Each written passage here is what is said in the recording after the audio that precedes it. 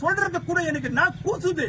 எப்படி நேர்மைக்கு விடும் சவால் இது, நேர்மைக்கு விடும் சவால் உடைச்சிருவாரா? ரெண்டாவது, ஏன் இதெல்லாம் நம்ம கூட பெருசாக்குறீங்க? இதெல்லாம் அப்படியே போங்க, அப்படியே போங்க, உங்களுக்கு ஒன்னும் பிரச்சனை பண்ண மாட்டாங்க. என்ன பயமுறுத்தி காட்டுறீங்களா? பண்ணுங்க, எவ்வளவுதான் பண்ண முடியுமோ பண்ணுங்க. ஆனா இந்த கருப்பாடுகள், அந்த ஆய்வாளர் பாலச்சந்திரன் ஒருத்தர் இருக்கிறார், மணல் கொள்ளை, புரோகிபிஷன், டிரான்ஸ்போர்ட் அஃபெண்டர்ஸ் கிட்ட எல்லாம் பணத்தை பறிக்கிறாரு.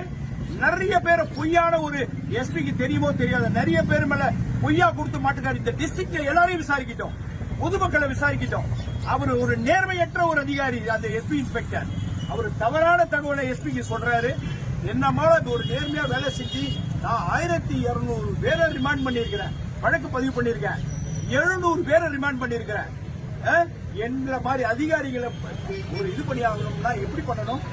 நேர்மையா வேலை வாங்கணும். வேலை வாங்குறத விட்டுட்டு எங்களை பனிஷ் பண்றீங்க. ஒரு தவறான ஒரு போடாதீங்க பிரச்சனை சொல்லி, அப்போ உங்களுக்கு இந்த நியூஸ் எப்படி வந்தாலும் சரி, அது தவறா? தவறில்ல, உண்மை. இந்த நிர்வாக சீர்கேடு மயிலாடுதுறை மாவட்டத்தில் இது போன்ற ஒரு எஸ்பி, இது போன்ற எஸ்பி இன்ஸ்பெக்டருங்க இருக்கிற வரைக்கும் காவலர்களுக்கு அனைவருக்கும் பொதுமக்களுக்கே பாதுகாப்பு இல்ல.